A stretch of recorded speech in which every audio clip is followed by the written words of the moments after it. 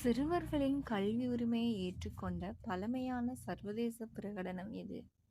சிறுவர் உரிமைகள் பிரகடனம். மாகாண கல்வி ஆலோசகர் சபையொன்றை நியமிக்கின்ற அதிகாரத்தை உடையவர் யார்? ஆளுநர். பாடசாலை சிற்றுண்டிச்சாலை நிர்வகிப்பதற்கு பொறுப்பாக இருப்பது பாடசாலை சிற்றுண்டிச்சாலை குழு.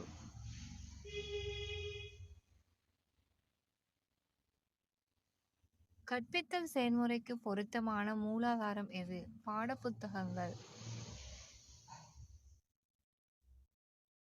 வரிசை முறைசார் கல்வி அமைச்சின் நேரடி நிர்வாகத்தின் கீழ் இயங்கும் பாடசாலைகள் எது?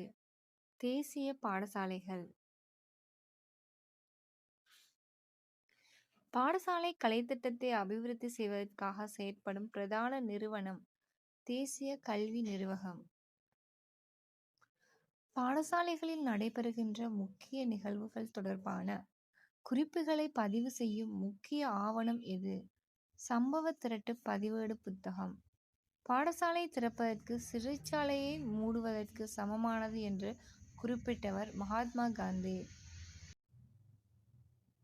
இலங்கையில் பிரித்தானியர் ஆட்சி காலத்தில் மத்திய பாடசாலை ஆணைக்குழு நீக்கப்பட்டு அதற்கு பதிலாக உருவாக்கப்பட்ட நிறுவகம் பொது போதனைகள் திணைக்களம். இலவச கல்வியின் தந்தை என அழைக்கப்படும் CWW கண்ணங்கரா கல்விக்கு பொறுப்பாக பதவி வகித்த போது இலங்கையில் காணப்பட்ட அரசியல் அமைப்பு யாது? டொனமோரியாபோ.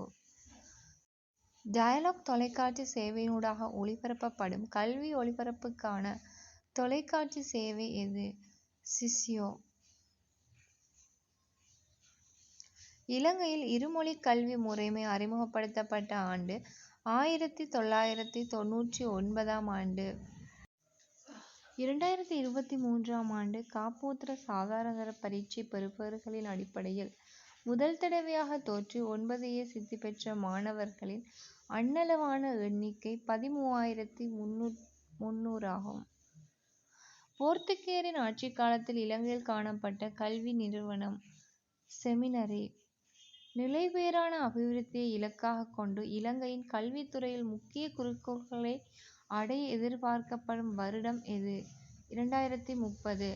கல்வி அமைச்சினால் அறிமுகம் செய்யப்பட்டுள்ள பாடசாலை பண்புசார் விருத்தி நிகழ்ச்சி திட்டத்தில் உள்ளடங்கும் துறைகளின் எண்ணிக்கை 8.